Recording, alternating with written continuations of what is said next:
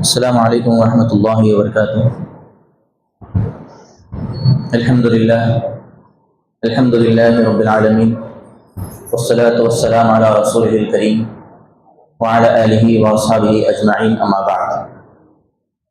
اعوذ باللہ من الشیطان الرجیم، بسم اللہ الرحمن الرحیم۔ ان الذین کفروا ينفقون اموالهم ليصدوا عن سبیل اللہ فَيُنْفِقُونَهَا ثُمَّ تَكُونُ عَلَيْهِمْ حَسَرَةً ثُمَّ يُغْلِبُونَ۔ ہر قسم کی تعریف اللہ رب العالمین کے لیے ہے جو ہم تمام کا مالک و خالق ہے۔ بعدہ درود و سلام کا نزول ہو اللہ کے آخری پیغمبر محمد رسول اللہ صلی اللہ تعالی علیہ وعلی آلہ واصحابہ وبارک وسلم پر۔ محترم سامعین کرام اور اسلامی ماں اور بہنوں،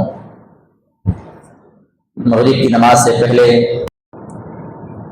میں نے غزوہ بدر تک سیرت النبی صلی اللہ علیہ وسلم کے حوالے سے کچھ باتیں ذکر کی تھی۔ غزوہ بدر یہ اسلام کا بہت ہی اہم ترین اور فیصلہ کن معرکہ اور یہ غزوہ تھا جس میں مشرکین مکہ کی بہت ہی بری طرح سے شکست ہوئی اور وہ لوگ بہت ہی زیادہ غیظ و غضب کے عالم میں مکہ مکرمہ کو واپس لوٹے۔ اور جیسا کہ میں نے کہا تھا کہ بہت سارے ایسے مرد اور خواتین بھی اس کے اندر شامل تھے جنہوں نے قسم کھائی، منتیں مانی کہ ہم جب تک جو ہے غزوہ بدر کے قتل ہونے والوں کا بدلہ نہیں لیں گے اس وقت تک نہ کچھ کھائیں گے، نہ نیا لباس پہنیں گے، نہ ہی کسی قسم کی خوشی منائیں گے۔ اس طرح کے معاملات ہوئے اور پورے مکہ میں ایک قسم کا ماتم چھا گیا، کیونکہ جیسا کہ اللہ کے نبی صلی اللہ علیہ وسلم نے غزوہ بدر سے پہلے ہی اس بات کا تذکرہ کیا تھا کہ ساتھیوں، مکہ والوں نے اپنے جگر کے ٹکڑوں کو تمہارے حوالے کر دیا ہے۔ تو جتنے لوگ اس وقت بدر کے موقع پر مارے گئے مشرکین مکہ کے، وہ سارے کے سارے بہت زیادہ اہم اور بہت بڑے بڑے لیڈرز تھے۔ انہی کے دم پر جو ہے پورا مکہ کا جو ہے کام چلتا تھا اور وہی لوگ سارے سربراہ تھے، انہی کے دم پر تمام لوگوں کا دار و مدار تھا۔ تو ان کے مرنے سے، ان کے قتل ہونے سے بہت زیادہ مکہ میں نقصان ہوا اور بہت سارا ماتم اس میں چھا گیا۔ اس کے بعد ان لوگوں نے بدر کی لڑائی کا انتقام لینے کے لیے پھر سے تیاریاں شروع ہوئی اور اگلے سال ہی احد کے میدان میں بہت بڑی تعداد میں پھر سے کفار مکہ جمع ہونا شروع ہوئے۔ اللہ کے نبی صلی اللہ علیہ وسلم کو اس بات کی اطلاع پہنچی۔ ایک سال کے بعد ہی غزوہ بدر جو ہوا سن 2 ہجری میں ہوا، اس کے بعد ایک سال کے بعد سن 3 ہجری میں مشرکین مکہ کی طرف سے پھر یہ خبر آئی اللہ کے نبی صلی اللہ علیہ وسلم کے پاس کہ مشرکین مکہ پھر سے مدینے پر حملے کا ارادہ کرنے والے ہیں اور اس کے تیاریاں بڑے زور و شور سے جاری ہیں۔ اللہ کے نبی صلی اللہ علیہ وسلم نے اپنے لوگوں کو، اصحاب کو بلایا اور میٹنگ کی، مشورہ کیا کہ کیا کیا جائے، مدینے میں رہ کے ان کا مقابلہ کریں گے یا مدینے سے باہر جا کے ان کا مقابلہ کریں گے۔ بعض صحابہ نے کہا کہ ہم مدینے میں رہ کے ان کا مقابلہ کریں گے، اور اکثر صحابہ کی یہ رائے تھی کہ مدینے میں نہیں بلکہ مدینے سے باہر نکل کر ان کا مقابلہ کریں گے۔ اور اللہ کے نبی صلی اللہ علیہ وسلم کو بھی یہ رائے پسند آئی اور اللہ کے نبی صلی اللہ علیہ وسلم نے مدینے سے باہر احد کے میدان میں جا کر مقابلہ کرنے کا ارادہ کیا۔ اور جو لوگ مدینہ میں رہ کے مقابلہ کرنے یا جنگ کرنے کی بات کر رہے تھے اس میں عبداللہ بن ابی بھی شامل تھا۔ عبداللہ بن ابی جو منافقوں کا سردار بھی تھا، اور جیسا کہ میں نے پہلے درس میں ذکر کیا تھا کہ اس کو اللہ کے نبی صلی اللہ علیہ وسلم سے بڑی نفرت تھی، اس کے دل میں کینہ تھا کہ ان کے آنے کی وجہ سے میرا بادشاہ بننے کا خواب جو ادھورا رہ گیا۔ تو عبداللہ بن ابی کا بھی یہ کہنا تھا کہ ہم اور جو لڑائی ہے، اب جو جنگ ہونے والی ہے یہ جنگ ہم مدینے میں رہ کے لڑیں گے۔ تو اس کے بعد اللہ کے نبی صلی اللہ علیہ وسلم نے ان لوگوں کی بات کو رد کیا۔ پھر اللہ کے نبی صلی اللہ علیہ وسلم نے مدینے سے باہر لڑائی کرنے کا ارادہ کیا، اور اس کام کے لیے آپ علیہ السلام نے احد کے میدان کو منتخب کیا، اس لیے کہ اگر ہم احد کے میدان کے قریب رہیں گے تو پیچھے سے کسی دشمن کے حملہ کرنے کا اندیشہ نہیں ہوگا، پیچھے ہمارا پورا کا پورا احد باہر ہوگا، وہ خود جو ہے ایک قسم کا حفاظتی ہتھیار ہمارے لیے ہوگا، اور سامنے لشکر مسلمانوں کا ہوگا، کسی قسم کا کوئی اندیشہ پیچھے سے حملہ کرنے کا نہیں ہوگا۔ اس ارادے سے اللہ کے نبی صلی اللہ علیہ وسلم نے احد کے میدان کو اور احد کے پہاڑ کے قریب جنگ کو منتخب فرمایا۔ اب یہ قافلہ مسلمانوں کا جن کی تعداد 1000 تھی مدینے سے روانہ ہوا۔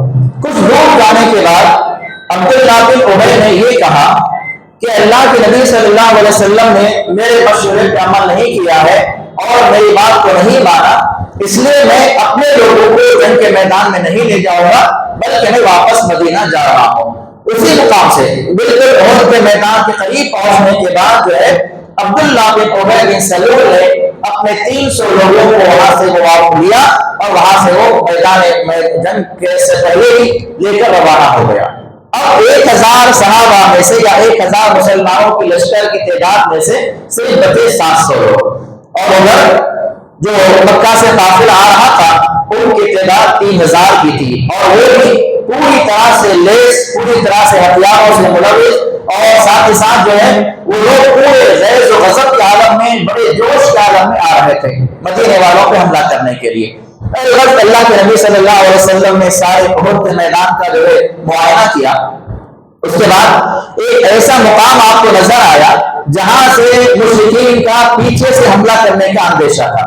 چھوٹا سا ایک ٹکڑا تھا درہ، جسے آج بھی جبل رماد کے نام سے جانا جاتا ہے۔ وہاں پر ہم لوگ جاتے ہیں، اس پہاڑ پہ چڑھتے ہیں، ہاتھی عمرے پہ لے جانے والے افراد، اور اس مقام کو ہم نے دیکھا ہے جبل رماد کے نام سے۔ رماد کا مطلب ہوتا ہے کسی چیز کو پھینکنا، مارنا، چاہے وہ تیر اندازی ہو، چاہے وہ پتھر پھینکنا ہو، اسے رماد کہا جاتا ہے۔ تو وہ مقام ایسا تھا، اور پہاڑ تو بہت اونچا ہے، اس پر چڑھنا، وہاں سے حملہ کرنا ممکن نہیں تھا، لیکن یہ جو مقام تھا چھوٹا سا پہاڑی کا حصہ تھا جہاں سے مسلمانوں پر پیچھے سے حملہ کرنے کا اندیشہ تھا۔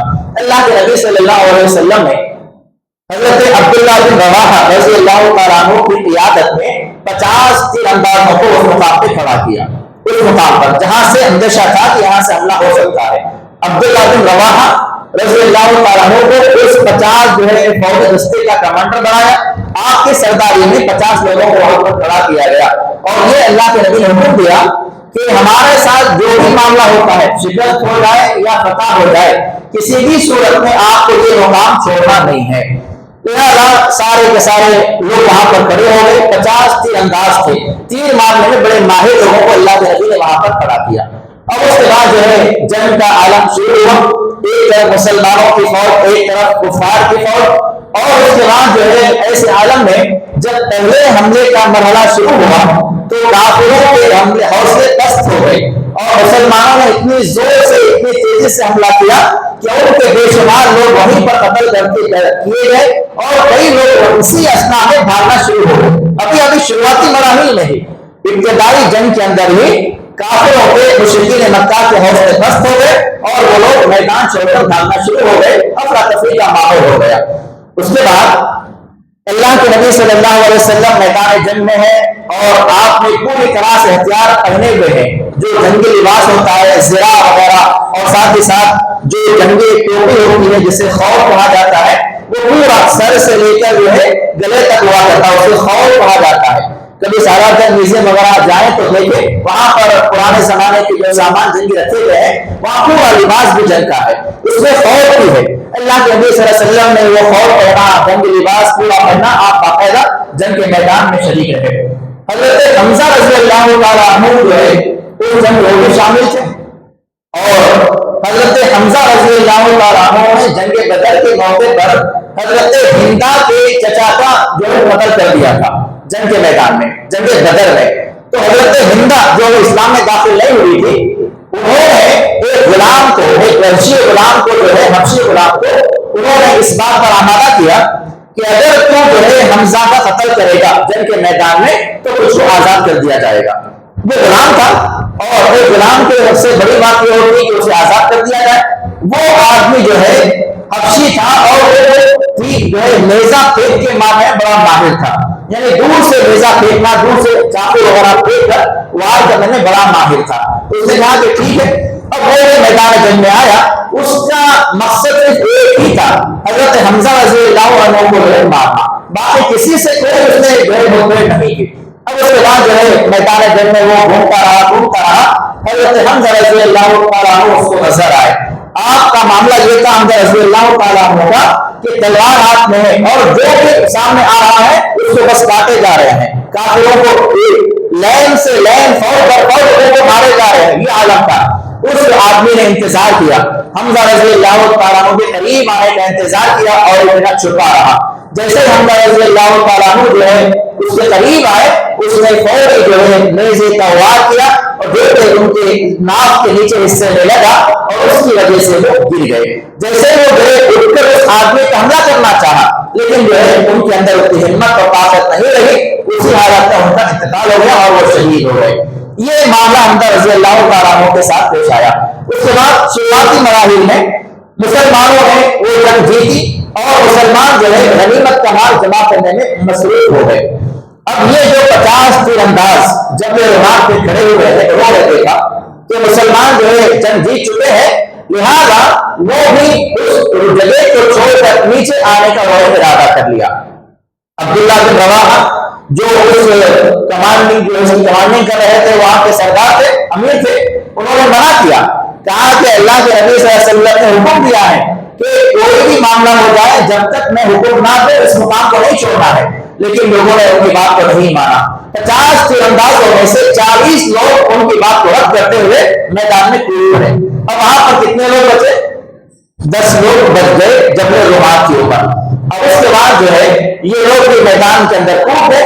حضرت خالد بن ولید رضی اللہ تعالیٰ عنہ یہ ابھی اسلام میں داخل نہیں ہوئے تھے, انہوں نے دور سے دیکھ لیا کہ وہ مقام خالی ہے جہاں سے اللہ کے نبی صلی اللہ علیہ وسلم کو اندیشہ تھا حملہ ہو سکتا ہے. وہ مقام خالد بن ولید رضی اللہ تعالیٰ عنہ نے دیکھ لیا اور حضرت خالد بن ولید رضی اللہ تعالیٰ عنہ کے بارے میں آتا ہے کہ وہ زمانے جاہلیت میں اور اسلام میں آنے کے بعد بھی ان کا ہمیشہ سے یہ طریقہ کار رہا جنگ کے میدان میں, ہمیشہ وہ جنگ کے میدان کی کمزوری کو دیکھا کرتے تھے. جو ویک پوائنٹ ہوگا جہاں سے حملہ کرنے سے جو ہے نقصان زیادہ ہو سکتا ہے وہ اس پر نظر رکھتے تھے. ان کی نگاہ پڑی کہ یہ مقام خالی ہے, لہٰذا انہوں نے 200 سواروں کے ساتھ, ان کے ساتھ 200 سوار تھے, گھوڑے میں سوار لوگ تھے, 200 سواروں کے ساتھ انہوں نے دوبارہ سے مسلمانوں پہ حملہ کیا. اب جو یہ حملہ ہوا اس حملے میں مسلمان جو ہے آپس میں ہی تتر بتر ہو گئے, افراتفری کا ماحول ہو گیا. مسلمان کون ہے, کافر کون ہے, مکہ سے آنے والا کون ہے, مدینے سے آنے والا کون ہے, یہ پہچاننا اور جاننا بڑا مشکل ہو گیا. اسی اثنا میں اللہ کے نبی صلی اللہ علیہ وسلم کے پاس صرف 7 لوگ باقی رہ گئے, صرف 7 لوگ باقی پورے کے پورے افراتفری کے ماحول میں. بعض ایسے لوگ بھی ہیں جو میدان چھوڑ کے مدینہ چلے گئے, مدینہ بھاگ گئے, اور بعض ایسے ہیں جو افراتفری میں وہیں پر گھوم رہے ہیں. آپس میں ہی قتل غارت گری کا ماحول ہو چکا ہے. اللہ کے نبی صلی اللہ علیہ وسلم کے پاس صرف 7 لوگ ہیں, جس میں سے 5 لوگ جو ہے انصار کے ہیں اور 2 لوگ مہاجرین میں سے ہیں. 7 لوگ اللہ کے نبی صلی اللہ علیہ وسلم کو گھیرا بنا کر کھڑے ہوئے ہیں. اللہ کے نبی صلی اللہ علیہ وسلم نے جنگ کے میدان میں آواز لگائی. جب یہ آواز لگانے کا مقصد یہ تھا کہ میدان کے اندر جو مسلمان ہیں وہ زیادہ تعداد میں میرے قریب آ جائے, اللہ کے نبی قریب آ جائے. اس مقصد سے اللہ کے نبی صلی اللہ علیہ وسلم نے آواز لگائی. تو وہ آواز اللہ کے نبی صلی اللہ علیہ وسلم کی مسلمانوں تک پہنچنے سے پہلے کافروں تک پہنچ گئی, جو مکہ سے آنے والے لوگ تھے ان تک پہنچ گئی. انہوں نے جان لیا کہ اللہ کے نبی یہیں پر موجود ہے اور ان کے ساتھ کوئی ہے بھی نہیں, بس 5-6-7 لوگ ہیں. اس کے بعد پورا کا پورا جو جنگ غفیر تھا وہ اللہ کے نبی صلی اللہ علیہ وسلم کے اوپر ٹوٹ پڑا اور ایک صحابی جو ہے ان سے مقابلہ کرتے گئے یہاں تک کہ 5 صحابہ شہید ہو گئے. اس کے بعد جو مہاجر صحابہ تھے انہوں نے بڑی ہی جان فشانی کے ساتھ اللہ کے نبی صلی اللہ علیہ وسلم کے ساتھ وہاں پر کھڑے رہے. اس کے بعد ایک کافر آدمی نے اللہ کے نبی صلی اللہ علیہ وسلم کے اوپر تلوار مارا. جس کی وجہ سے آپ کا جو خوف تھا، جو رنگ لباس کا جو آپ نے سر سے یہاں تک پہنا ہوا تھا، وہ خوف ٹوٹ گیا، اور ٹوٹنے کی وجہ سے وہ ٹوٹ کے آپ کے جسم کے گالوں کے اندر دھس گیا۔ اس کے بعد اللہ کے نبی صلی اللہ علیہ وسلم کے نیچے کے جو دانت تھے وہ گر گئے، اور ساتھ ہی ساتھ آپ کے پیشانے پہ زخم آ گیا۔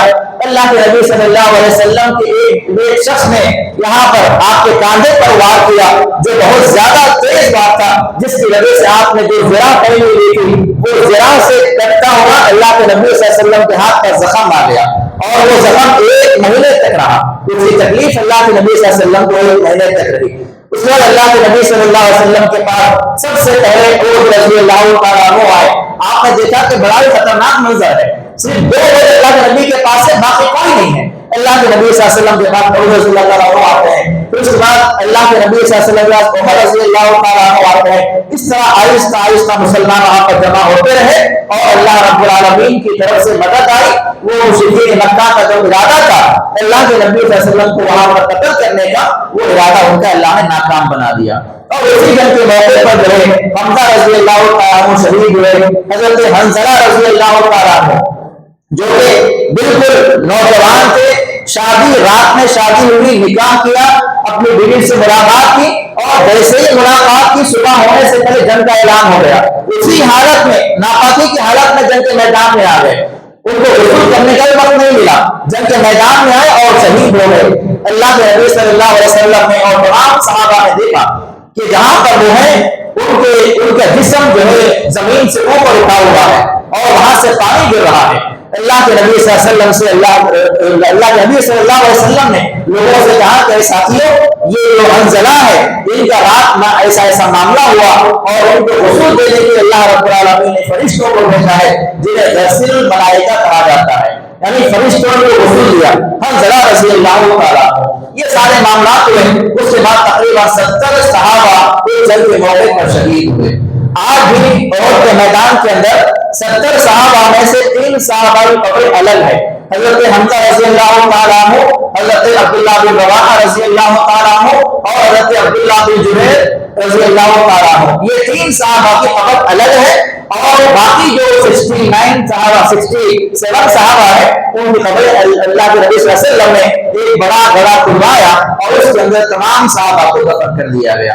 آج بھی شہداء کے میدان کے اندر یہ تمام شہداء کی قبریں موجود ہیں۔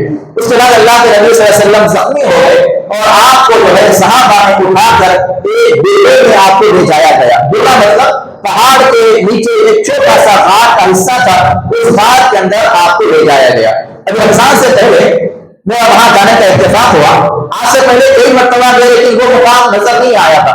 رمضان سے پہلے وہاں جانے کا اتفاق ہوا، احد کے میدان کے بالکل پیچھے حصے میں باقاعدہ سعودی گورنمنٹ نے اب وہاں پر مسجد کا ایک بورڈ میں لگا دیا، جہاں اللہ کے نبی صلی اللہ علیہ وسلم نے آرام کیا تھا مار لگنے کے بعد، زخمی ہونے کے بعد۔ اور ایک ایسا مقام ہے جہاں کے بارے میں لوگ کہتے ہیں، اللہ بہتر جانتا ہے کیا معاملہ ہے، وہاں پہ اللہ کے نبی صلی اللہ علیہ وسلم کو دکھایا گیا تھا۔ بالکل چھوٹا سا مقام ہے، ایک آدمی داخل ہوا تو بس وہ باہر آئے گا تو دوسرا جائے گا، اتنا چھوٹا مقام ہے پہاڑ کے اندر۔ وہاں پر پتھر کے پاس جو ہے اللہ کے نبی صلی اللہ علیہ وسلم پیڑ لگا کر بیٹھے تھے، ایسا ان لوگوں کا کہنا ہے۔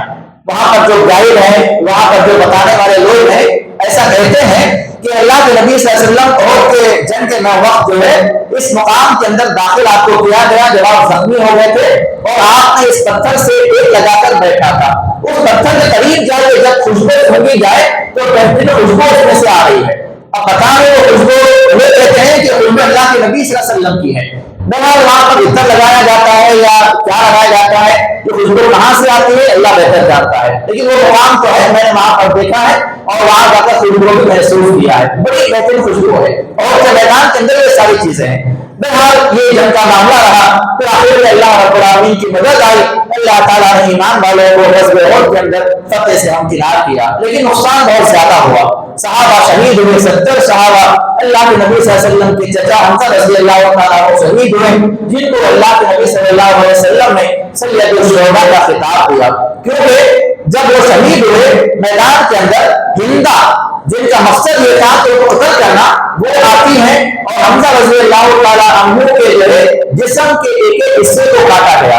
آپ کے پورے مرنے کے بعد, آپ کے انتقال کے بعد آپ کے انگلیوں کے کوڑوں کو کاٹا گیا, آپ کے ناک کان ہر چیز کو آپ کو جو ہے کاٹا گیا, اور آپ کے سینے کا حصہ چاک کیا گیا اور کلیجہ نکالا گیا. یہ سارا معاملہ ان کے ساتھ ہوا. اس لیے اللہ کے نبی صلی اللہ علیہ وسلم نے ان کی لاش کو دیکھا تو سید الشہداء کا آپ کو خطاب دیا, سارے شہیدوں کے آپ سردار ہیں. تو یہ غزوہ احد کا معاملہ رہا. اس کے بعد اللہ کے نبی صلی اللہ علیہ وسلم جو ہے وہاں سے دوبارہ مدینے کی جانب روانہ ہو گئے. غزوہ احد کے بعد پھر 2 سال تک خاموشی رہی سب طرف. یہ معاملہ سن 3 ہجری میں ہوا. اس کے بعد سن 4 ہجری اور 5 ہجری 2 سال تک جو ہے کوئی جنگ نہیں ہوئی. 5 ہجری میں پھر سے کافروں نے یہ سوچا کہ اب کی بار حملہ جب کریں گے تو بہت شدت سے حملہ کریں گے, یعنی بچنے کا کوئی سوال ہی پیدا نہیں ہوگا, ڈرا چاہیے ایسا حملہ کیا جائے گا. لہٰذا ان لوگوں نے کیا کیا, مکہ والوں نے غزوہ خندق جسے کہا جاتا ہے اور اسے احزاب بھی کہا جاتا ہے, اللہ تعالیٰ نے سورہ احزاب اسی کے نام سے سورہ نازل فرما دیا.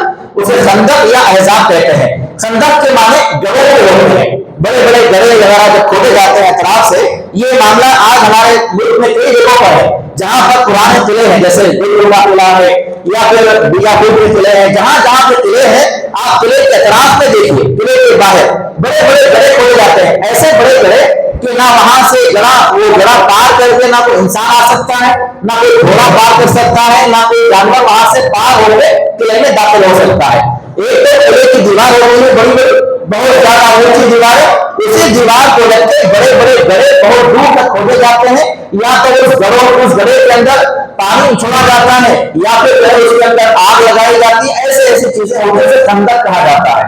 تو اللہ کے نبی صلی اللہ علیہ وسلم نے جو ہے اس بات کی آپ کو اطلاع پہنچی کہ آپ مکہ والے جو آ رہے ہیں انہوں نے اپنے اطراف اور ناک کے پورے قبیلے والوں کو شامل کیا.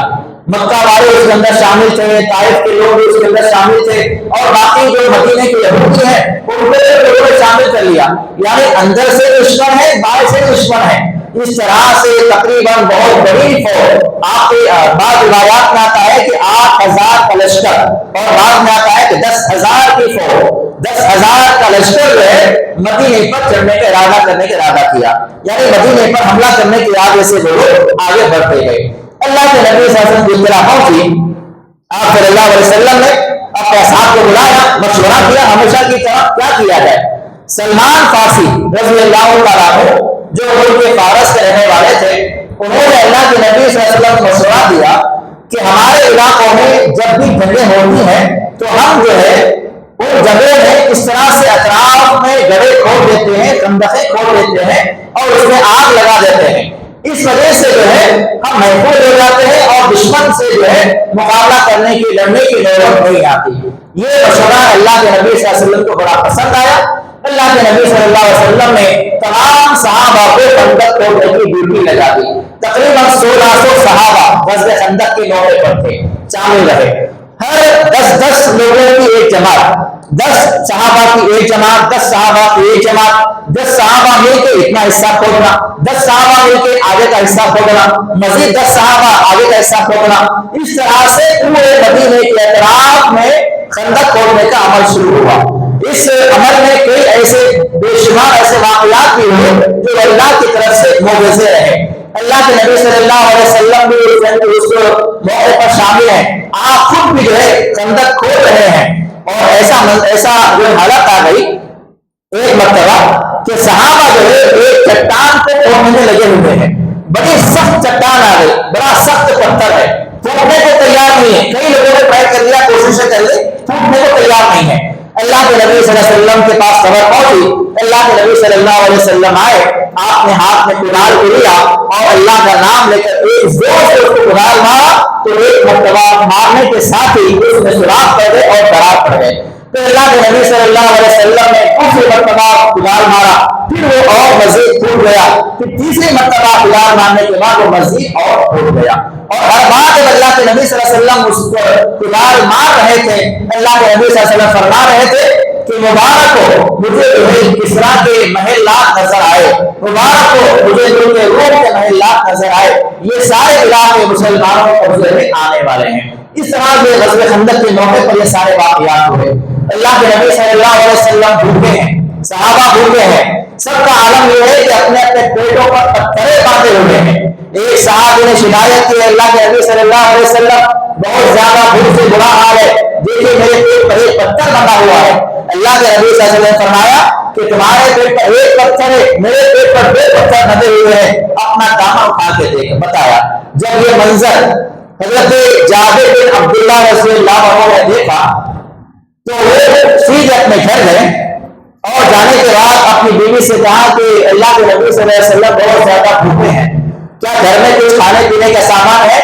ان کی بیوی نے کہا کہ چھوٹا سا بکری کا بچہ ہے اور تھوڑا سا آٹا ہے, ایک 8-10 لوگوں کا آٹا ہے, آپ جائیے اللہ کے نبی صلی اللہ علیہ وسلم کو آہستہ سے کہیے کہ آپ کی اور آپ کے ساتھ جو ہے بس ایک 8-10 لوگوں کی جو میرے گھر میں دعوت ہے. اللہ کے نبی صلی اللہ علیہ وسلم کے پاس جیسے وہ صحابی آتے ہیں اور آپ کو کہتے ہیں کہ اللہ کے رسول صلی اللہ علیہ وسلم آپ کی اور آپ کے ساتھ چند لوگوں کی میرے گھر میں کھانے کی دعوت ہے. اللہ کے نبی صلی اللہ علیہ وسلم نے اعلان کر دیا, 1600 صحابہ ہے, گھر میں کھانا کتنا ہے؟ 10 لوگوں کا. 1600 صحابہ کے اندر اللہ کے نبی صلی اللہ علیہ وسلم نے اعلان کر دیا کہ فلاں جابر بن عبداللہ کے مقام میں تمام جو ہے خندق والوں کی دعوت ہے. اب اعلان سننا تھا, وہ صحابی پریشان ہو گئے, سیدھے گھر بھاگتے جاتے ہیں, اللہ کے اپنی بیوی سے کہتے ہیں کہ اللہ کے نبی صلی اللہ علیہ وسلم نے تمام لوگوں کی دعوت کا اعلان کر دیا ہے اور گھر میں تو 10 لوگوں کا کھانا ہے. ان کی بیوی نے کہا کہ ہمارے گھر میں جو کھانا ہے وہ 10 لوگوں کا ہے, ہمارے گھر کے جو مہمان ہیں وہ 10 لوگ ہیں, لیکن باقی کے جو لوگ ہیں وہ اللہ کے نبی کے مہمان ہیں. اب اللہ کے نبی جانے وہ لوگ جانے, ہمیں کوئی ٹینشن لینے کی بات نہیں ہے. اس کے بعد اللہ کے نبی صلی اللہ علیہ وسلم کے حکم پر تمام صحابہ 10-10 لوگوں کا کی جماعت جو ہے اللہ کے نبی صلی اللہ علیہ وسلم کے حکم پر ان کے گھر آتی ہے. ان کے آنے سے اللہ کے نبی گھر میں آئے, آنے کے بعد جو ہے بکری کو اپنے ہاتھ سے جمع کیا اور ان کی بیوی سے کہا کہ اس کا سالن بناؤ, اور اس کے بعد جو ہے آٹے کو منگوایا. آٹے میں اللہ کے نبی صلی اللہ علیہ وسلم نے اپنا لعاب داخل فرمایا اور اس کے بعد کہا کہ سالن جو بنانے کے بعد اس کا ڈھکن ویسے ڈھانپ کے رکھو اور سالن تقسیم کرتے جاؤ اور آٹا گوندتے جاؤ, روٹیاں بناتے جاؤ. اس طرح سے 10-10 لوگ 15-15 لوگ گھر میں آتے رہے, کھانا کھاتے رہے, روٹیاں کھاتے رہے, نہ سالن ختم ہوا نہ روٹیاں ختم ہوئی. یہ بھی ایک معجزہ تھا. 1600 صحابہ نے 10 لوگوں کا کھانا کھا لیا. یہ غزوہ خندق کے موقع پر سارے ہونے والے واقعات ہیں. اس کے بعد جو ہے سارے قریش کے لوگ, مکہ کے لوگ اور دیگر یہودی لوگ سارے اس میدان میں آ گئے. آنے کے ساتھ ہی خندق کو دیکھا, دیکھ کے بڑے پریشان ہو گئے کیونکہ ان کے علاقے میں عرب کے اندر ایسا ماحول نہیں تھا, ایک نئی چیز رہی. اس کے بعد جو ہے چند لوگوں نے کوششیں کی کہ خندق کے کونے کونے سے گزر کے مسلمانوں کی فوج میں جانے اور حملہ کرنے کے, لیکن ان کو مسلمانوں نے تیر کے ذریعے ہلاک کر دیا. کچھ اس میں سے ہلاک ہو گئے اور باقی کے لوگ وہاں سے دوبارہ پلٹ کر بھاگ گئے. 1 مہینے تک ان لوگوں نے مسلمانوں کا محاصرہ کیے رکھا. مسلمان مدینے کے اندر رہے اور مسلمانوں کا محاصرہ کر کے ان لوگوں نے 1 مہینے تک اسی مقام پر وہ لوگ پڑے رہے. اللہ رب العالمین کی طرف سے ان کے درمیان میں آپس میں پھوٹ پڑ گئی. تو اللہ تعالیٰ کی جانب سے بہت زیادہ تیز اور پھر آندھی آئی, طوفان آئے, جس کی وجہ سے ان کے پکائے ہوئے سالن کے بگوڑے, ان کے کھانے پینے کے سامان سارے پلٹ گئے, ان کے جانور بھٹکنے لگے, ان کے خیمے اکھڑ گئے. اس طرح سے اللہ رب العالمین نے ایسے ہی بغیر کسی جنگ کے مسلمانوں کو فتح نصیب فرمائی. تو اللہ کے نبی صلی اللہ علیہ وسلم نے اس کے بعد فرمایا تھا کہ یہ آخری مرحلہ تھا. اب یہ جنگ خندق کا جو مرحلہ ہے یہ آخری مرحلہ ہے, اس کے بعد کبھی مسلمانوں پر حملہ نہیں کریں گے, اب ہم ان پر حملہ کریں گے. اللہ کے نبی صلی اللہ علیہ وسلم نے جو ہے اس طرح سے ایمان والوں کو خوشخبری سنائی. اس کے بعد غزوہ خندق کے بعد جو ہے سن 6 ہجری میں غزوہ خندق کا واقعہ سن 5 میں ہوا. اس کے بعد سن 6 ہجری میں جو ہے صلح حدیبیہ کا معاملہ پیش آیا. صلح حدیبیہ کیا ہے؟ اللہ کے نبی صلی اللہ علیہ وسلم نے ایک مرتبہ خواب دیکھا. خواب میں آپ نے دیکھا کہ آپ عمرہ کر رہے ہیں اور اللہ کے نبی صلی اللہ علیہ وسلم کا خواب اللہ کی طرف سے وہی ہوتا تھا, جو بھی خواب میں نظر آتا آپ کو کرنا ہوتا تھا. اللہ کے نبی صلی اللہ علیہ وسلم نے اپنے ساتھ صحابہ کو جمع کیا, عمرے کے ارادے سے مدینہ سے روانہ ہوئے, ساتھ میں جانور بھی رکھ لیا. جانور کو قربانی کے نشان لگائے, ان کے کان وغیرہ کے اوپر نشانات لگائے تاکہ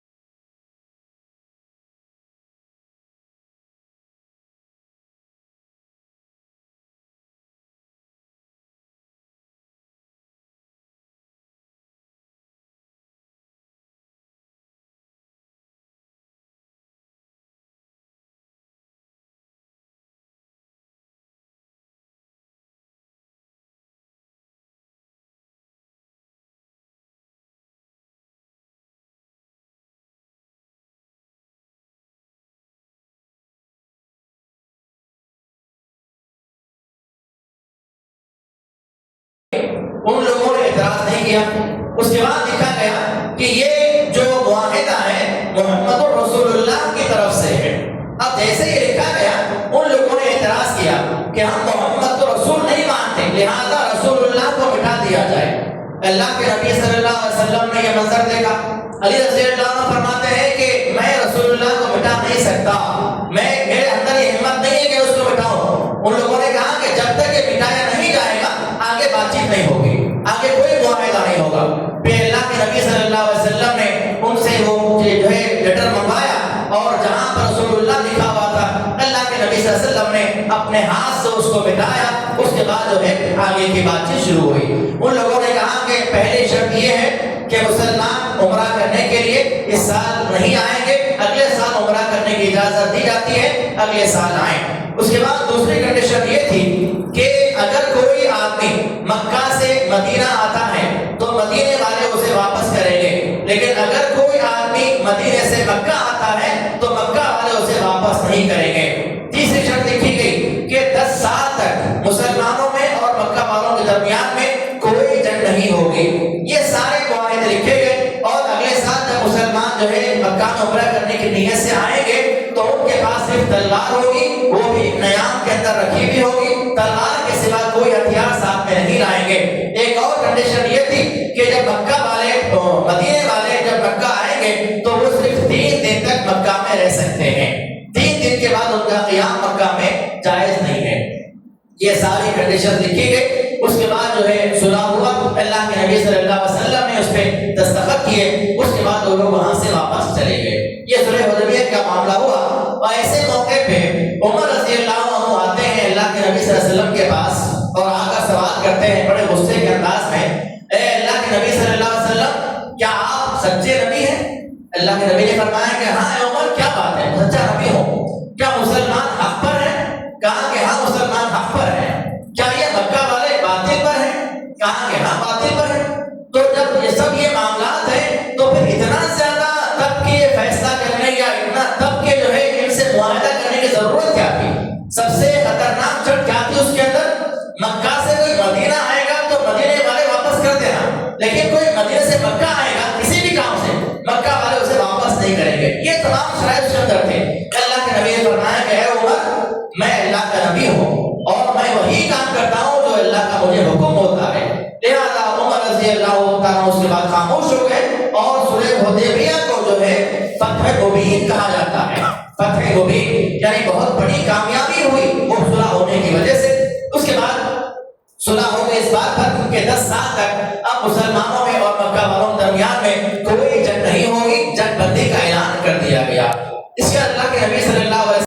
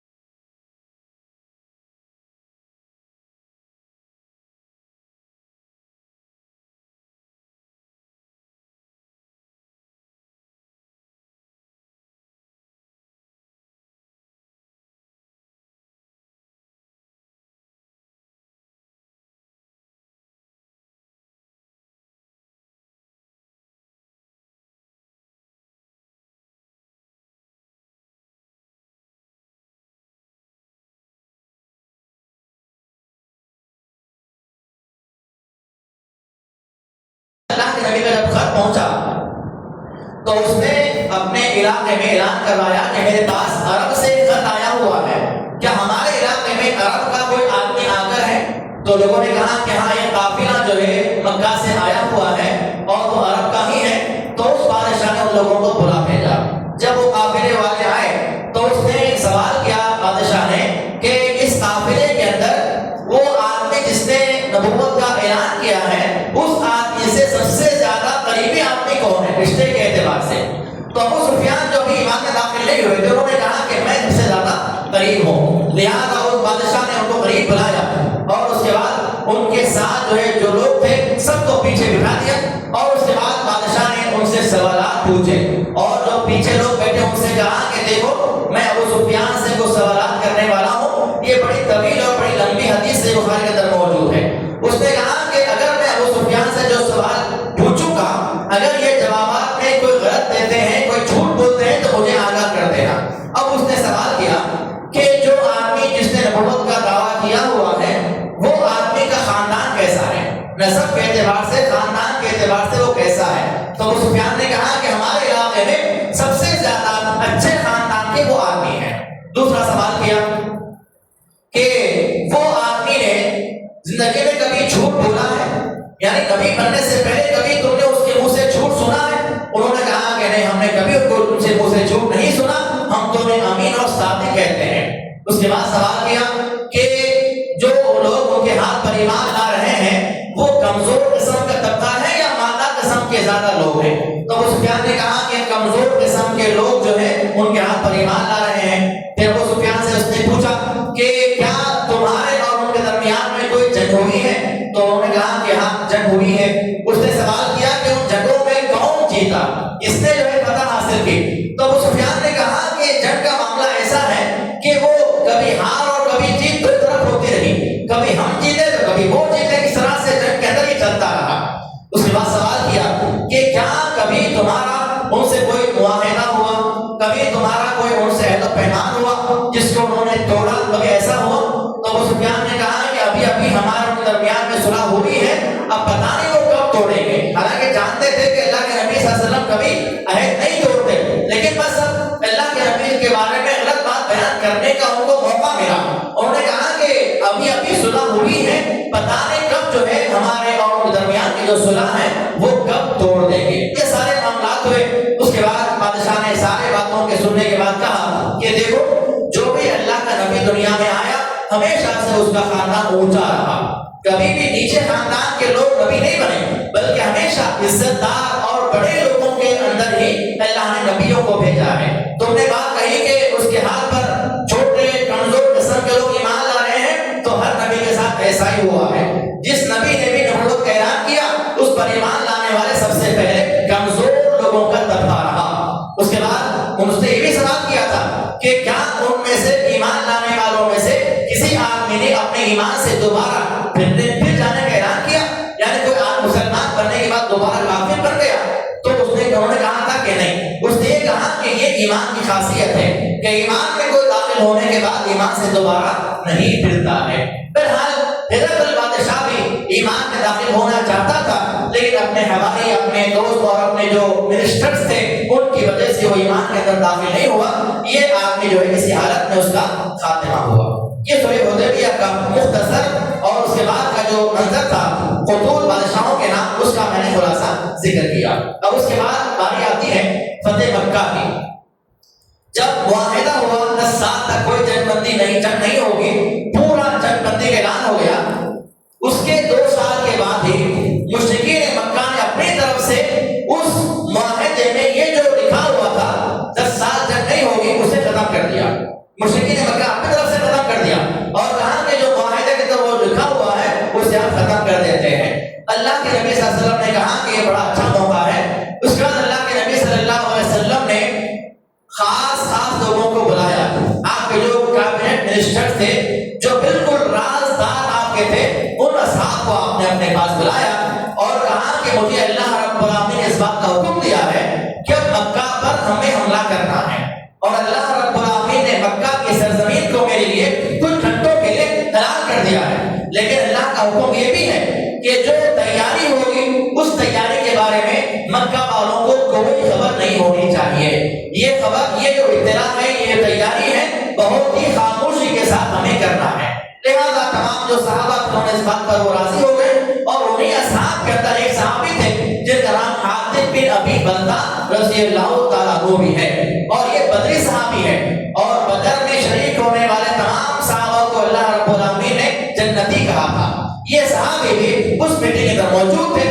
انہوں نے اس بات کا ارادہ کیا کہ مکہ میں میرے گھر والے موجود ہیں، مکہ میں میرے اہل و عیال موجود ہیں، اگر میں مکہ والوں کو اللہ کے نبی کی اس پلان کے بارے میں خبر دے دوں گا تو ہو سکتا ہے کہ میرے اس مسلمانوں کے حملہ کرنے کے بعد جو میرے مکہ میں لوگ ہیں ان کی وہ لوگ دیکھ بھال کریں گے. اچھی ان کی نیت تھی، ایسا نہیں تھا کہ مسلمانوں کے راز کو فاش کرنا. ان کا ارادہ یہ تھا کہ مکہ میں جو میرے اہل خانہ ہیں، میرے گھر والے ہیں، اہل و عیال ہیں، ان کی حفاظت مکہ والے کریں گے اس احسان کے بدلے. اس نیت سے انہوں نے کیا کیا، حالانکہ یہ راز کی بات تھی، کسی کو خبر نہیں کرنے کی بات، یہ اللہ کا حکم تھا. انہوں نے ایک خط لکھا، حاتب بن بلتہ رضی اللہ عنہ نے ایک خط لکھا، اور خط لکھ کے ایک عورت کو بلایا اور اس عورت کو خط دیا اور کہا کہ خاموشی کے ساتھ، راز کے ساتھ جانا اور مکہ کے اندر جو وہاں کے سردار ہیں اس کو یہ خط دے دینا.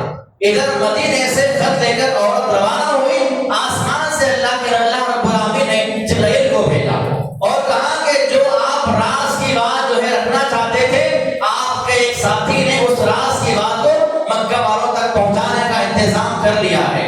اللہ کے نبی صلی اللہ علیہ وسلم نے فوری علی رضی اللہ تعالیٰ عنہ کو بلایا، مقداد رضی اللہ عنہ کو بلایا، زبیر بن عوام رضی اللہ عنہ کو بلایا، تینوں کو بلایا اور کہا کہ تیز رفتار سواری کے ساتھ جاؤ اور مقام روضہ یا مقام خاک پر، مقام خاک ایک مقام ہے، وہاں پر تمہیں ایک عورت ملے گی، اس کے بعد اس طرح کا ایک خط موجود ہے، اس کے پاس سے وہ خط لے کر آؤ، اس کو پکڑ کر لے کر آؤ. لہٰذا یہ لوگ بڑی تیزی کے ساتھ جا رہے اور جس مقام کا اللہ کے نبی صلی اللہ علیہ وسلم نے نشاندہی کی تھی اسی مقام پر، روضہ خاک پر ہی وہ عورت ملی. جب ملی تو اس کے سوال کیا کہ تیرے پاس سے خط موجود ہے، وہ خط ہمارے حوالے کر دے. اس نے انکار کیا، کہا کہ میرے پاس کوئی خط نہیں ہے.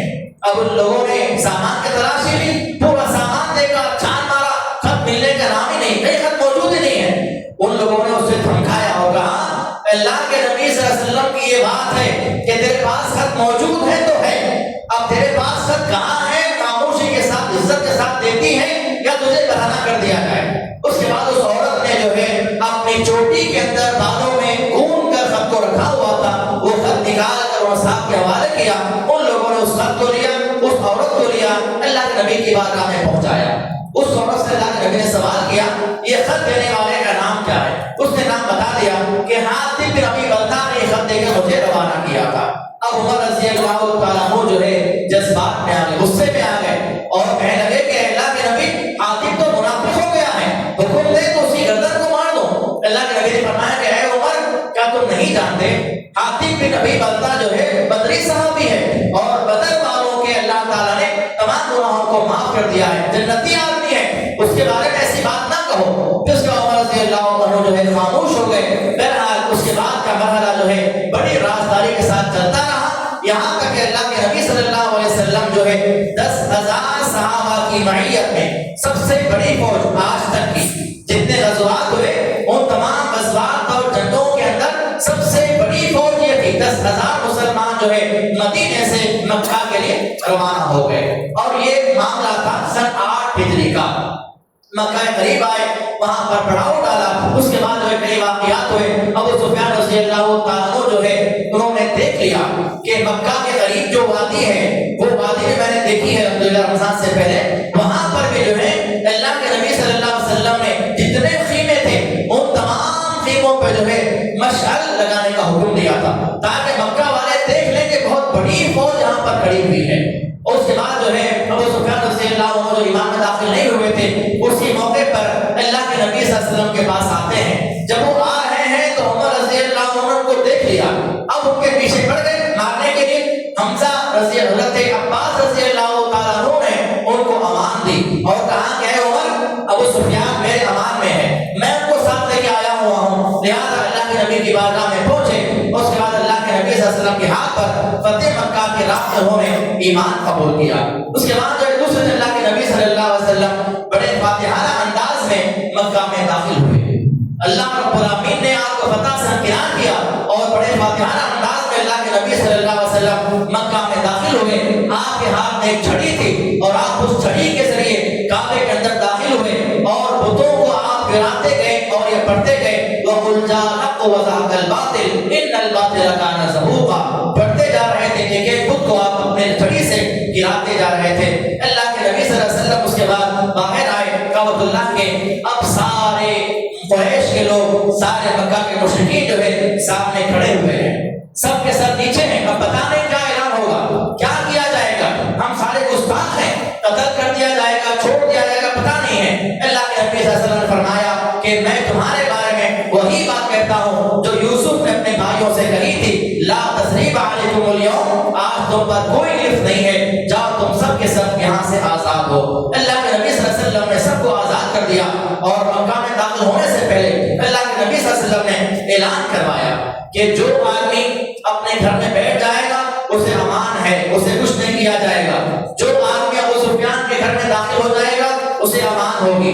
جو آدمی کعبے کے اندر داخل ہو جائے اسے امان ہے، یعنی جو لڑنے کے ارادے سے نہیں آئے گا اسے کچھ نہیں کیا جائے گا، اگر جو لڑنے کی نیت سے آئے گا اسے مار دیا جائے گا۔ بہرحال فتح مکہ کے موقع پر کوئی خون خرابے کی نوبت نہیں آئی۔ اس طرح سے جو ہے فتح مکہ کا یہ معاملہ ہوا۔ اللہ کے نبی صلی اللہ علیہ وسلم کو اللہ رب العالمین نے جو ہے فاتحانہ انداز میں مکے کی جو ہے چابیاں حوالے کر دی اور آپ مکہ میں بڑے فاتحانہ انداز سے داخل ہو گئے۔ فتح مکہ کے بعد جو ہے بالکل فتح مکہ کے سال ہی سن 8 ہجری میں ایک اور غزوہ ہوا جسے غزوہ حنین کہا جاتا ہے۔ حنین اصل میں طائف کے اطراف میں قبیلے تھے، 2 قبیلے خوازن اور ثقیف نام کے۔ ان لوگوں نے مسلمانوں پر حملہ کرنے کا ارادہ کیا۔ اللہ کے نبی صلی اللہ علیہ وسلم نے جو ہے ان کے لیے بھی لشکر کشی کی اور غزوہ حنین کا جو موقع تھا اس میں مسلمانوں کی تعداد بہت زیادہ تھی اور جو غزوہ حنین کے جو لڑنے والی اپوزیشن پارٹی تھی ان لوگوں کی خاصیت کیا تھی، وہ لوگ تیر اندازی بڑے ماہر تھے، تیر مارنے میں بڑے ماہر تھے۔ تو مسلمانوں کے دلوں میں ابتدائی مرحلے میں یہ خیال دل میں آیا، اللہ نے اس کا تذکرہ قرآن میں کیا ہے کہ غزوہ حنین کے موقع پر مسلمانوں کے دل میں یہ بات آئی کہ آج ہم تعداد میں زیادہ ہیں۔ اب تک تو ہمیشہ ہم تعداد میں کم تھے لیکن آج ہم تعداد میں زیادہ ہیں۔ تقریباً 13,000 کا لشکر تھا جنگ حنین کے موقع پر۔ تو جب یہ تکبرانہ انداز یا تکبرانہ باتیں دل مسلمانوں کی آئی تو جیسے ہی جنگ شروع کے مرحلے میں ہی حوازن اور ثقیف کے لوگوں نے ایسا تیر اندازی کی کہ مسلمانوں کے حوصلے پست ہو گئے اور سارے کے سارے میدان چھوڑ کر بھاگنا شروع ہو گئے۔ 13,000 کے صحابہ جو ہے میدان چھوڑ کے بھاگنا شروع ہو گئے۔ اللہ کے نبی صلی اللہ علیہ وسلم کے اطراف میں صرف 10 یا 20 صحابہ رہ گئے۔ اللہ کے نبی صلی اللہ علیہ وسلم آواز لگا رہے ہیں، اے لوگوں، میں محمد ابن عبد المطلب ہوں، میں سچا نبی ہوں، میں جھوٹا نبی نہیں ہوں۔ آپ آواز لگا رہے ہیں، چیخ رہے ہیں، کوئی سننے والا نہیں ہے۔ افراتفری کا ماحول، مسلمان بھاگے جا رہے ہیں ان کے تیروں کی وجہ سے۔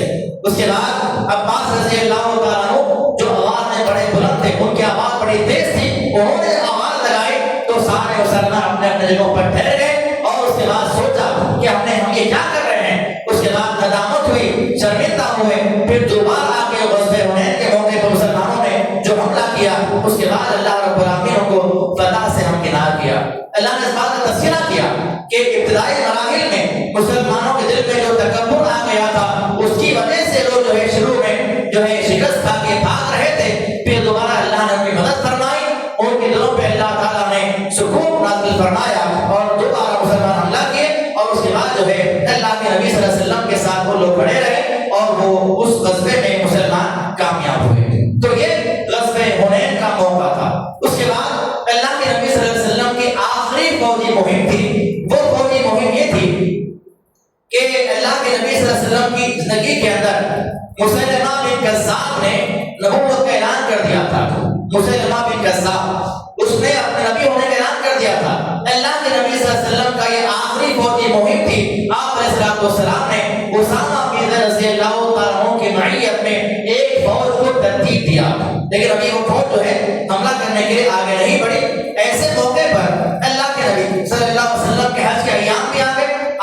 الوداع کا فریضہ انجام دیا، حج کے موقع پر آپ نے فرمایا تھا کہ اے ساتھیوں، آپ جب آپ جمرہ عقبہ کے پاس آئے وہاں پر آپ نے فرمایا تھا کہ میرے ساتھیوں، آج مجھے اس سال مجھ سے حج کے ارکان کو سیکھ لو، حج کے طریقے کو سیکھ لو، کیونکہ میں آئندہ سال تک نہیں رہوں گا، آئندہ سال تک میں تمہارے ساتھ نہیں رہوں گا، اس لیے جو جو ارکان مجھ سے سیکھنا ہے مجھ سے سیکھتے جاؤ۔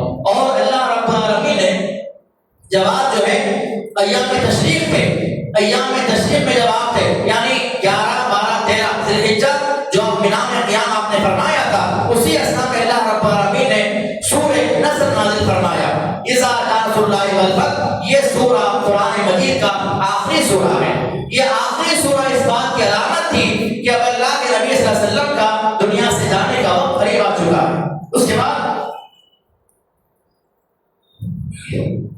اللہ کے نبی صلی اللہ علیہ وسلم حج سے واپس آئے،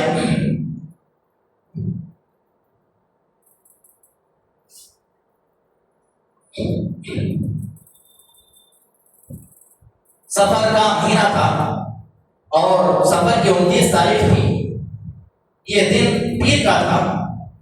اللہ کے نبی صلی اللہ علیہ وسلم بقیع قبرستان کے اندر گئے اور وہاں جانے کے بعد ایک جنازے میں آپ شریک تھے، جنازے سے واپسی کے وقت ہی بقیع سے آپ آ رہے ہیں اور بقیع سے آنے کے وقت ہی اچانک اللہ کے نبی صلی اللہ علیہ وسلم کے سر میں شدید درد شروع ہو،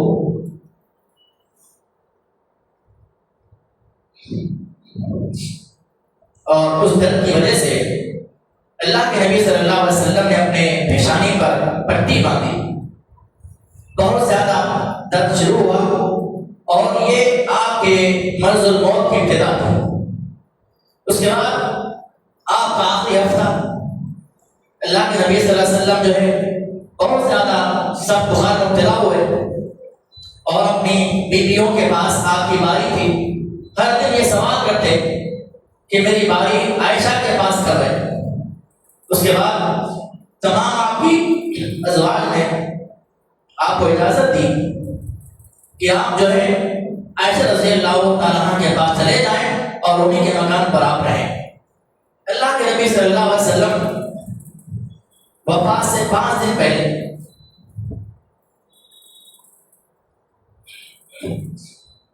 چاشمے کا دن ہے، اللہ کے نبی صلی اللہ علیہ وسلم کے جسم کے اندر حرارت بہت زیادہ تیز ہو گئی، سخت بخار آ گیا اور ایسے عالم میں اتنا زیادہ بخار کہ آپ کو چلنے کی بھی طاقت نہیں رہی، قدم بڑھانے کی بھی طاقت نہیں رہی۔ ایسے عالم میں اللہ کے نبی صلی اللہ علیہ وسلم اٹھنا چاہتے تھے، اچانک بے ہوشی طاری ہو گئی، آپ بے ہوش ہو گئے۔ اس کے بعد کچھ دیر کے بعد آپ کو ہوش آیا، اللہ کے نبی صلی اللہ علیہ وسلم نے جو ہے یہ حکم دیا کہ 7 مختلف کنووں سے پانی منگایا جائے، الگ الگ 7 کنووں سے پوڑیوں سے پانی منگایا جائے اور 7 جو ہے بکیٹ میرے اوپر پانی بہایا جائے۔ لوگوں نے اللہ کے نبی صلی اللہ علیہ وسلم کو ایک بڑے ٹب میں بٹھایا اور 7 الگ الگ کنووں سے پانی لایا گیا اور اللہ کے نبی صلی اللہ علیہ وسلم کے اوپر جب بہایا گیا تو آپ کو اس سے تھوڑا سا افاقہ ہوا، آپ نے تھوڑا سا جو ہے بہتر محسوس کیا، تھوڑی آرام، جب آپ کو تھوڑا آرام ہوا مسجد میں تشریف لائے اور آپ کے ساتھ میں پٹی جو ہے بندھی ہوئی تھی، وہیں پر آپ منبر پر بیٹھ گئے اور آپ نے خطبہ دیا اور فرمایا کہ اللہ رب العالمین کی لعنت ہو یہود اور نصارہ پر کہ انہوں نے اپنے انبیاء کی قبروں کو سجدہ بنا لیا تھا۔ اے لوگوں، تم میری قبر کو سجدہ نہ بنانا، میری قبر کی پوجا نہ کرنا۔ اس کے بعد آپ نے فرمایا کہ اے لوگوں، اگر میں کسی کو مارا ہے تو میری پیٹھ حاضر ہے، اس سے بتا لے۔ اور پھر فرمایا کہ اگر میں نے کسی کے لیے آزادی کی ہے تو میں بھی حاضر ہوں، مجھے جو کہنا ہے کہتے جاؤ۔ اس کے بعد اللہ کے نبی صلی اللہ علیہ وسلم نے فرمایا کہ میں تمہیں اس بات کی وصیت کرتا ہوں کہ انصار کے ساتھ اچھا معاملہ کرنا، کیونکہ یہ لوگ میرے کے بہت قریب ہیں اور ایک زمانہ ایسا آئے گا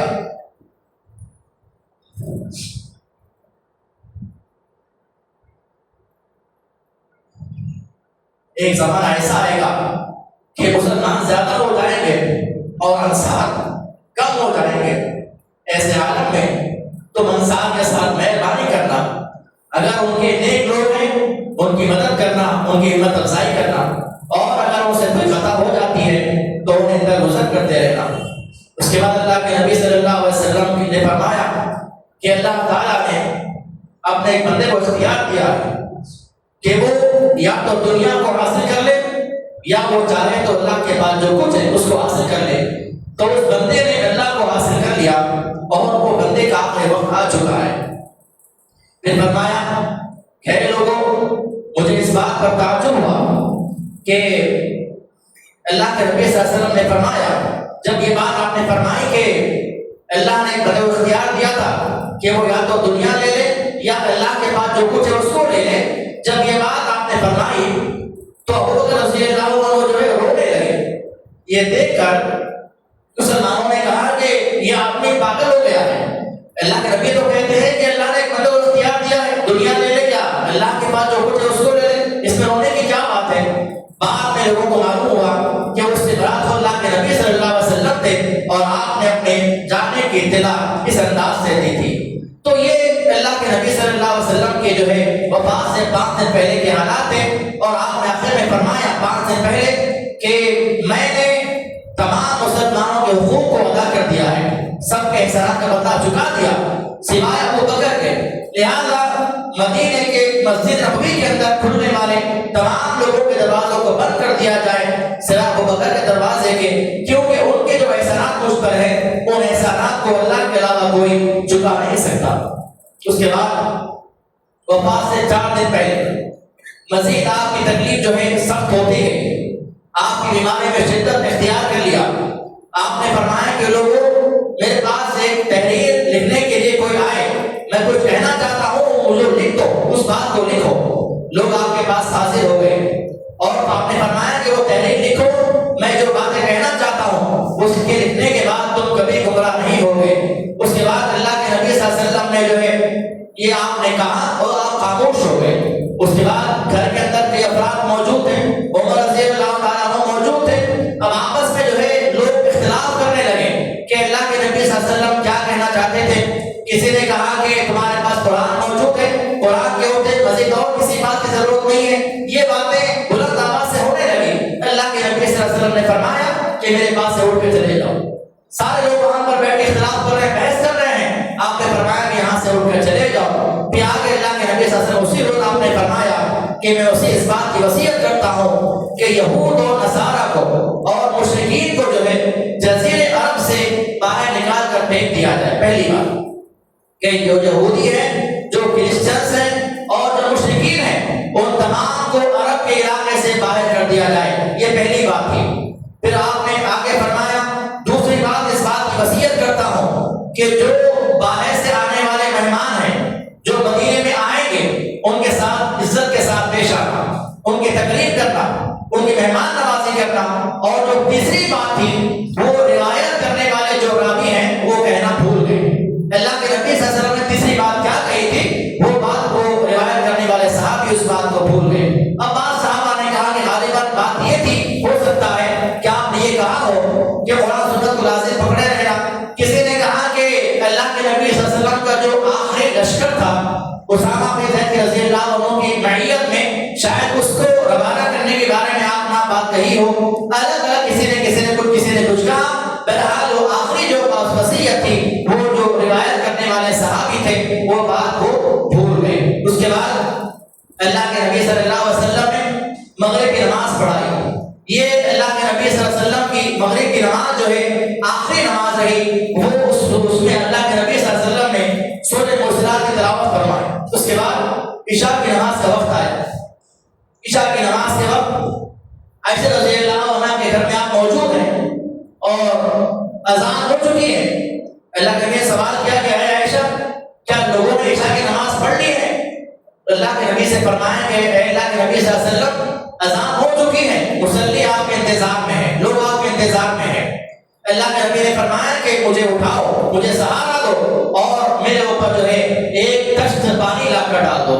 اللہ کے نبی صلی اللہ علیہ وسلم اٹھنا چاہتے تھے، پھر دوبارہ گر گئے، بے ہوش ہو گئے، آپ کو دوبارہ پانی سے نہلایا گیا، پھر آپ کو دیر بعد ہوش آیا۔ آپ نے پھر سوال کیا کہ لوگوں نے نماز پڑھ لی ہے؟ آپ نے لوگوں نے کہا کہ نہیں، ابھی آپ کے انتظار میں ہیں۔ آپ پھر اٹھنا چاہتے تھے، پھر نہیں اٹھ پائے، پھر دوبارہ خوشی کا عالم طاری ہو گیا۔ 3 مرتبہ جب یہ بات ہو گئی، اس کے بعد اللہ کے نبی صلی اللہ علیہ وسلم جو ہے آپ کو اٹھایا گیا اور آپ نے اس سے پہلے فرمایا کہ قوموا ابا بکر فلیصلی بالناس، ابو بکر سے کہو کہ نماز لوگوں کی پڑھا دے، نماز کر دے۔ اس کے باوجود بھی لوگ جو ہے انتظار میں ہیں۔ عائشہ رضی اللہ عنہ فرماتی ہیں کہ آپ ابو بکر کے علاوہ کسی اور سے کہیں نماز پڑھانے کے لیے، آپ نے فرمایا کہ نہیں، ابو بکر سے کہو نماز پڑھا دے۔ جب اس کے بعد اللہ کے نبی صلی اللہ علیہ وسلم نے کہا تو اللہ کے نبی صلی اللہ علیہ وسلم کے کہنے کے بعد انہوں نے لوگوں کو نماز پڑھانے شروع کر دی۔ اس کے بعد 1 دن یا 2 دن پہلے اللہ کے نبی صلی اللہ علیہ وسلم کی طبیعت میں کچھ آرام ہوا تو آپ صلی اللہ علیہ وسلم 2 لوگوں کے درمیان میں چل کر مسجد میں آئے۔ ظہر کی نماز چل رہی تھی اور آپ مسجد میں آئے۔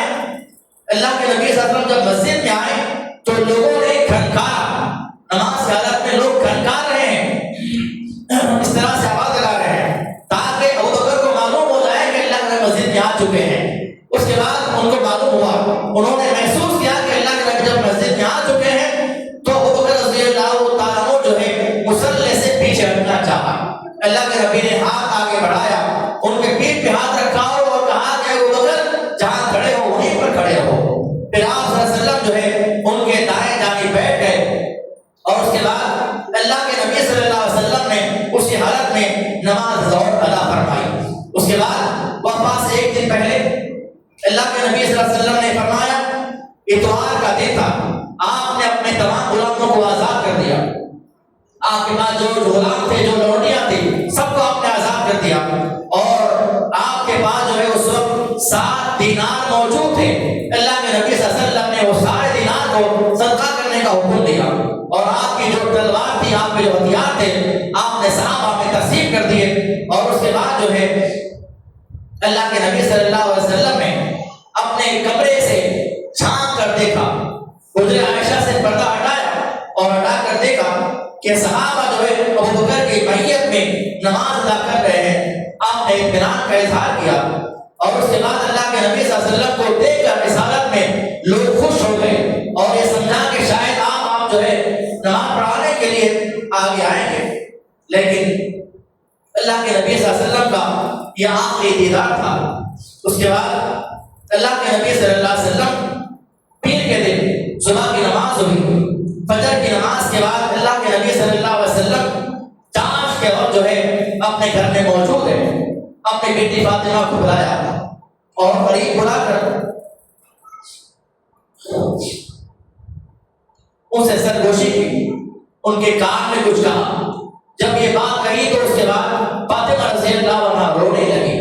اس کے بعد نبی نے دوبارہ بلایا، پھر سے ان کے کان میں کچھ کہا، اس کے بعد وہ ہنسنے لگے۔ بعد میں عائشہ رضی اللہ تعالیٰ عنہا نے اور دیگر ازواج نے سوال کیا کہ تم سے اللہ کے نبی نے کیا کہا تھا؟ تو انہوں نے کہا کہ مجھ سے پہلے اللہ کے نبی نے یہ کہا تھا کہ میں اب اس مرض میں وفات پانے والا ہوں۔ یہ سن کر میں رونے لگی۔ اللہ کے نبی دوبارہ مجھے بلایا اور کہا کہ فاطمہ، میرے انتقال کے بعد سب سے پہلے میرے خاندان میں سے جو مجھ سے ملاقات کرنے والا ہے وہ تم رہو گی، سب سے پہلے میری مجھ سے ملاقات کرنے والی تم ہوگی۔ اس بات کو سن کر میں نے جو ہے خوشی کا اظہار کیا۔ اس کے بعد جو ہے دن جب چڑھنے لگا، اللہ کے نبی صلی اللہ علیہ وسلم کی کیفیت میں مزید جو ہے تیزی آنے لگی، آپ بہت زیادہ بیمار تھے اور مزید بیماری میں اضافہ ہونے لگا۔ اللہ کے نبی صلی اللہ علیہ وسلم کی حالت دیکھ کر فاطمہ رضی اللہ عنہا فرماتی ہیں کہ وَقْرَبَا یا ابا جان کی تکلیف ہے، آئے ابا جان کی تکلیف ہے۔ پھر آپ نے اپنے نوازوں کو بلایا، حسن حسین کو بلایا، ان کو بلا کر چوما، ان کو بوسہ دیا اور ان کے بارے میں خیر وصیت فرمائی، اپنی بیویوں کو بلایا، نصیحتیں فرمائی۔ اس کے بعد اللہ کے نبی صلی اللہ علیہ وسلم کے جسم پر جو ہے وفات کے آثار نمایاں ہونے لگے اور جو خیبر کے موقع پر ایک یہودی عورت نے اللہ کے نبی صلی اللہ علیہ وسلم کو کھانے میں زہر ملا کر دیا تھا، اس زہر کا اثر اب اس وقت آپ کو محسوس ہونے لگا۔ آپ نے فرمایا کہ عائشہ، خیبر کے موقع پر جو میں نے کھانا کھایا تھا اس کا اثر مجھے اب محسوس ہو رہا ہے۔ آپ کی تکلیف میں مزید اضافہ ہوتے گیا۔ اللہ کے نبی صلی اللہ علیہ وسلم نے آخری الفاظ جو اختیار کیے آپ کی زبان پر صحابہ کے بارے میں جو وصیت تھی، وہ الفاظ یہ تھے، الصلاۃ الصلاۃ وما ملکت ایمانکم، اے لوگوں نماز پڑھتے رہو، اے لوگوں نماز قائم کرتے رہو، اور اپنے ماتحت جو لوگ ہیں ان کے ساتھ خیر کا معاملہ کرتے رہو۔ یہ الفاظ اللہ کے نبی صلی اللہ علیہ وسلم کے آخری الفاظ تھے، آخری وصیت تھی جو آپ نے اپنے ساتھ کو کی۔ اس کے بعد جو ہے نزع کا عالم شروع ہوا۔ اللہ کے نبی صلی اللہ علیہ وسلم کو عائشہ رضی اللہ تعالیٰ عنہا نے سہارا دیا ہوا ہے۔ آپ صلی اللہ علیہ وسلم کا سر عائشہ رضی اللہ عنہا کے سینے پر ہے اور آپ اس سہارے سے ان کے گود میں لیٹے ہوئے ہیں۔ اتنے میں اللہ کے نبی صلی اللہ علیہ وسلم کے بعد جو ہے عائشہ رضی اللہ تعالیٰ عنہا کے بھانجے آتے ہیں، ان کے ہاتھ میں مسواک تھی، وہ دیکھ کر عبد الرحمن ابن ابوبکر کے ہاتھ میں مسواک تھی، وہ دیکھ کر اللہ کے نبی صلی اللہ علیہ وسلم کو خواہش پیدا ہوئی مسواک کرنے کی۔ عائشہ رضی اللہ فرماتی ہیں کہ اللہ کے نبی سے انہوں نے پوچھا کیا مسواک آپ کو چاہیے؟ آپ نے اشارہ فرمایا۔ پھر عائشہ رضی اللہ تعالیٰ عنہا نے ان سے مسواک لے کر اللہ کے نبی کو دیا۔ آپ کے جسم میں مسواک کو چبانے کی بھی طاقت نہیں تھی۔ پھر عائشہ رضی اللہ تعالیٰ عنہا نے اپنے ہاتھ سے مسواک کو لیا، اپنے دانتوں میں چبایا اور نرم کر کے اللہ کے نبی کو جب دیا، تب اللہ کے نبی صلی اللہ علیہ وسلم نے اس مسواک سے اپنے جو ہے اپنے دانتوں پر اس کو کیا، اپنے منہ میں اس کو جو ہے استعمال کیا۔ اس کے بعد اللہ کے نبی صلی اللہ علیہ وسلم کے ہونٹوں میں کچھ حرکت ہوئی، آپ نے کچھ کہا لیکن کسی کو آواز سنائی نہیں دی۔ عائشہ رضی اللہ تعالیٰ عنہا نے قریب آپ کے قریب میں آپ کے جو ہے کان جب لے کر گئی تو آپ کو آواز محسوس ہوئی، آپ کہہ رہے تھے کہ اے اللہ انبیاءوں پر، صدیقین پر، شہداء پر اور صالحین پر رحم فرمانا اور میرا بھی مقام ان لوگوں کے ساتھ کرنا، اور اے اللہ مجھے بخش دینا، مجھ پر رحم فرمانا۔ یہ الفاظ آپ نے کہے اور فرمایا اللہم الرفیق الاعلیٰ، آپ نے انگلی اٹھائی اور کہا کہ اللہم الرفیق الاعلیٰ، اللہم الرفیق الاعلیٰ، اے اللہ تو بہترین ساتھی ہے، اے اللہ تو میرا بہترین ساتھی ہے۔ یہ الفاظ آپ نے کہے اور آپ کا ہاتھ جو ہے نیچے گر گیا۔ یہ اللہ کے نبی صلی اللہ علیہ وسلم کے وفات کا مرحلہ تھا۔ یہ واقعہ جو ہے ربیع الاول کی 12 تاریخ کا ہے اور سن 11 ہجری بروز امیر اللہ کے نبی صلی اللہ علیہ وسلم کا آخری دن تھا۔ اس وقت اللہ کے نبی صلی اللہ علیہ وسلم کی وفات ہوئی اور آپ کی وفات کے ساتھ ہی آپ کی جو عمر تھی صرف 63 سال 4 دن کے آپ صلی اللہ علیہ وسلم تھے۔ 63 ایئرز 4 دن کے آپ جب ہوئے، اللہ رب العالمین کی طرف سے آپ پر جو ہے وفات کا مرحلہ طاری ہوا۔ اس طرح سے اللہ کے نبی صلی اللہ علیہ وسلم کی دنیا سے وفات ہوئی۔ انا للہ و انا الیہ راجعون۔ جب یہ مرحلہ ہوا، صحابہ کہتے ہیں کہ مدینے میں غم کا پہاڑ ٹوٹ پڑا۔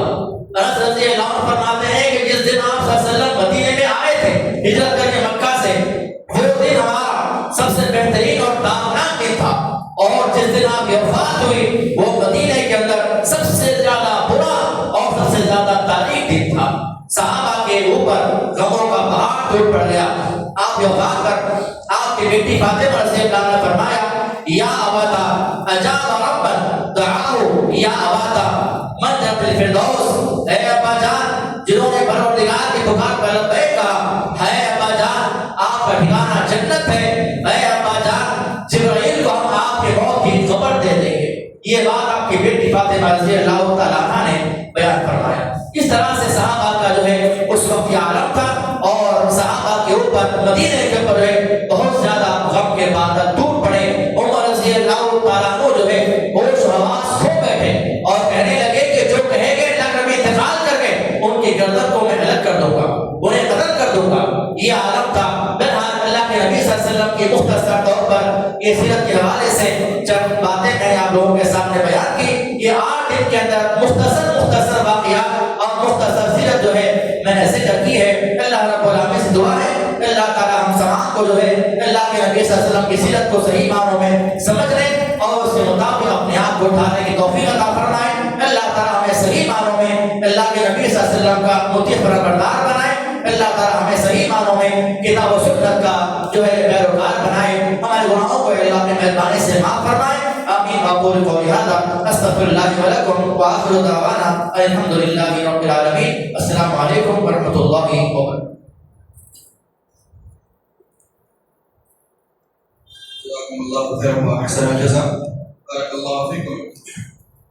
سیرت رسول صلی اللہ علیہ وسلم یہ اس کے جس کا سلسلہ وار سلسلہ ہم لوگوں نے شروع کیا تھا دور علمیہ کے دوسرے روز سے الحمدللہ آج وہ اللہ رب العالمین کی مدد اور توفیق سے پورا ہوا.